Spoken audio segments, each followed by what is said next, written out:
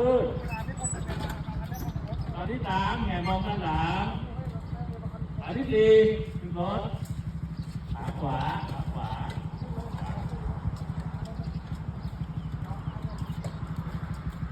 อยู่ไหนขาขวานะโดนสตาร์ทรถตรงนี้เดินไปสตาร์ทรถ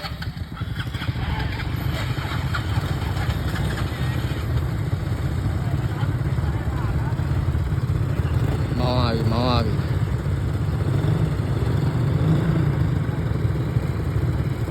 ကလစ်ပိန်းလေးတွေနဲ့သူကဖြည့်ခိုင်းတာပဲအနည်းဆုံးဝန်တန်းပိန်းလောက်ကလေးတော့လုံးမပေါ့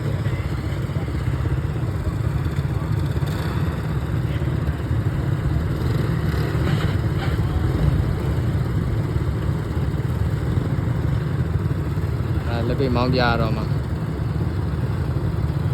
ယုံကျွန်တော်တို့အခုလာနေတဲ့လူပူလီယာယုံ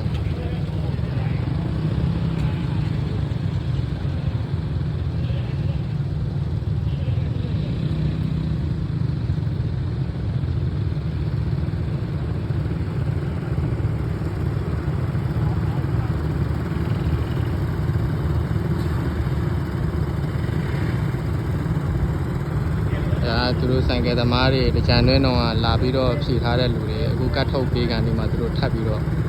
ဒုတိယတစ်ကြော်ပြန်ပြီးတော့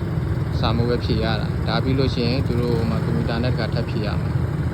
ကျွန်တော်တို့ဒီကားမောင်းတင်မဲ့လူတွေကတော့ကျွန်တော်အလှည့်မကြသေးဘူး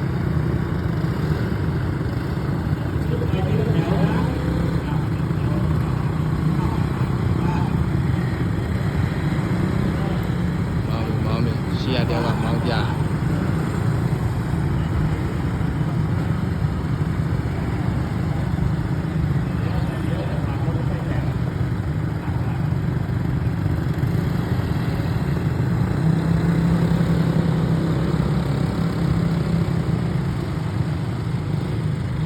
ဒီဝင်းထဲမှာပတ်ပြီးတော့မောင်းအောင်